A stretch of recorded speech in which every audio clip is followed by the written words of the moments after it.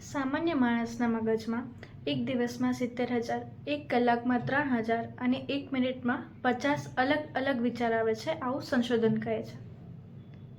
ઝડપી બનતી જતી આ દુનિયામાં 5 વર્ષના બાળકને પૂછો કે 70 વર્ષના વૃદ્ધને, મુશ્કેલી તો દરેકના જીવનમાં હોવાની. આ સુખ દુઃખના ચક્રરૂપી જીવનમાં ક્યારેક મોજમાં રહેવું અઘરું પડે, પરંતુ મુશ્કેલીમાં પણ મોજ તો હોય જ શકે. જિંદગીને મોજથી તું જીવજે. આ વાક્યનો ભાવાર્થ ખરેખર સમજી શકાય? હા, બિલકુલ સમજી શકાય.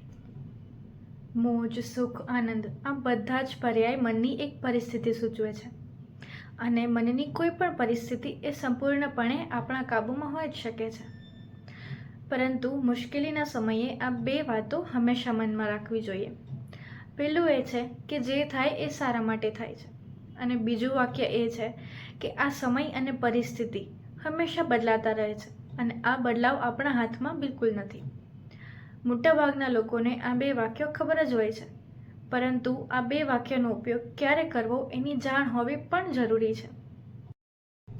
દરેક પરિસ્થિતિ માટે દરેકનો દૃષ્ટિકોણ અલગ અલગ જ હોવાનો, પરંતુ ખરાબ સમય, જેને આપણે લોકો મુશ્કેલી તરીકે જુએ છીએ, આવા સમયમાં આ બે વાક્ય જો યાદ રાખીશું તો કદાચ મુશ્કેલી તો દૂર નહીં થાય, પરંતુ આપણા વિચારો થોડા સ્થાયી જરૂર બનશે. અને મુશ્કેલીના સમયે આ જ સૌથી વધારે જરૂર હોય છે કે આપણા વિચારો સ્થાયી બને, કારણ કે વધારે વિચાર કરવું એ કદાચ બીજી મુશ્કેલીઓ પણ લાવે છે. સુખના સમયે પણ આવી રીતે વિચારી શકાય એ જ શ્રેષ્ઠ છે.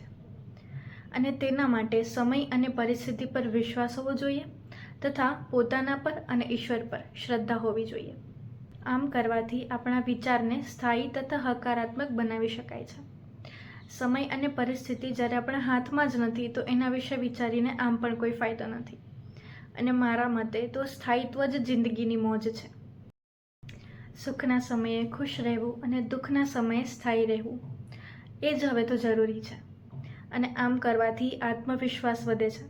એના સાથે સાથે પોતાના પ્રત્યેનો પ્રેમ તથા પોતાના અસ્તિત્વને વધારે જાણ થાય છે. તો હવે તમે સમજી જ ગયા હશો કે જિંદગીને તું મોજથી જીવજે, આ વાક્યને ખરા અર્થમાં આપણે સાર્થક પણ કરી શકીએ છીએ.